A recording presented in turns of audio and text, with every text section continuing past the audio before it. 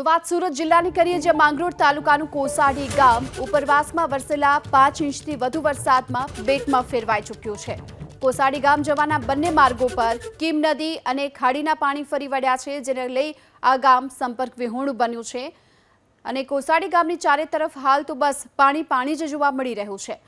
કોસાડી ગામ બેટમાં ફેરવાઈ ચૂક્યું છે અને તેના કારણે લોકોને ભારે મુશ્કેલીનો સામનો કરવાનો વારો આવ્યો છે। અહીં કેડસમાં પાણી ભરાઈ ચૂક્યા છે। આસપાસના વિસ્તારોમાં જ્યાં નજર નાખશો ત્યાં બસ આપને પાણી જ જોવા મળશે।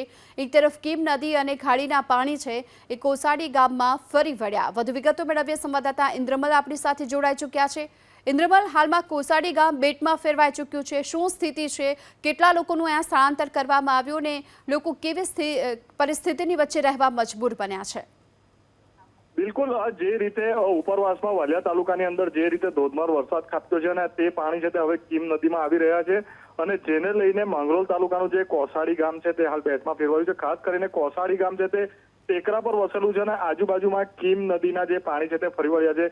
એવું રેસ્ક્યુ કરવાની હાલ છે તે એવી કોઈ ફરજ નથી પડી, તમામ લોકો જે સલામત છે, પરંતુ ગામની ચારે તરફ જે પાણી ફરી વળવાને લઈને ગામ છે તે હાલ બેટની પરિસ્થિતિમાં હાલ છે તે ફેરવાઈ ગયું છે। પ્રશાસન હાલ ખડે પગે છે, એસડીઆરએફની ટીમ પણ તૈનાત છે, પણ હજુ એવી કોસાડી ગામ માટે એવી નોબત નથી આવી કે કોઈ પણ રેસ્ક્યુ કરવું પડે। તમામ લોકો હાલ છે તે સલામત પોતાના ગામમાં ઘરમાં છે। જી।